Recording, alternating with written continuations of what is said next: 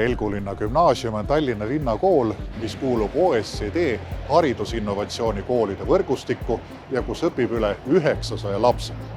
Koos käivad ühes majas õppimas lapsed 1. kuni 12. klassini.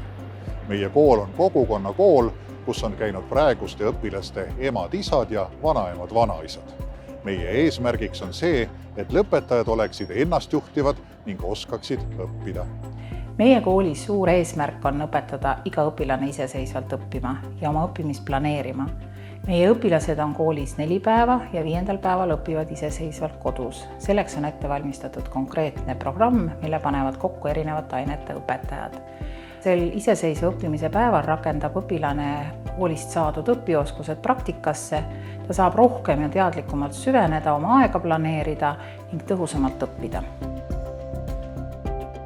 Minu jaoks on iseseisva õppimise juures oluline see, et ma õpin aega planeerima ja ma saan koolitöid teha omas tempos. Ja mulle meeldib ka see, et ained on omavahel hästi seotud ja kõige parem on see, et ma saan kodus olla. Iseseisev õppe vanema vaatest tähendab lapse natuke hilisemat ärkamist hommikuti, aga ühtlasi tähendab ka see, et ta peab oma aja ise planeerima. Täpselt nii, nagu see käib päris elus ja päris töökohal. Samuti tähendab see oluliste seoste loomise oskuse arendamist. Riski poole pealt tuleb arvestada kontrollmehhanismi olemasolu ja vajalikkusega, et tagada ka tegelikult tulemused, mida laps peab saavutama. Connections create meaning. One of the strengths of the independent learning days is that students are given assignments that integrate several subjects.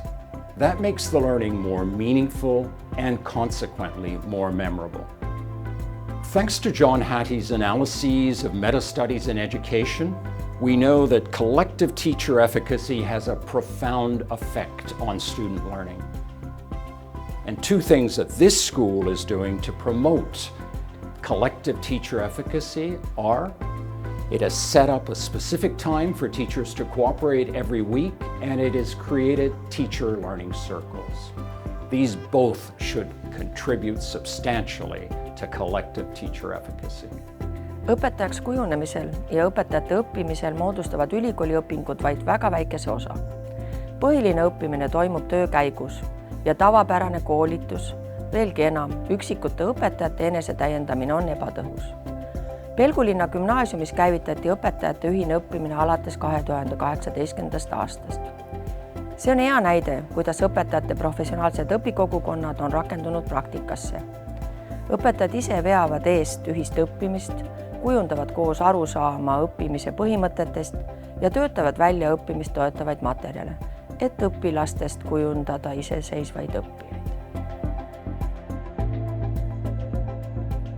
Soovime, et iga meie õppija õppimine oleks teadlik ja tõhus.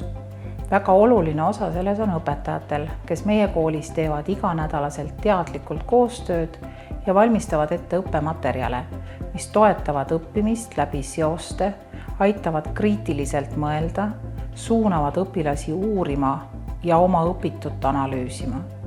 Õpilase ja õpetaja teadlik koostöö toetab ennastjuhtiva õppija kujunemist.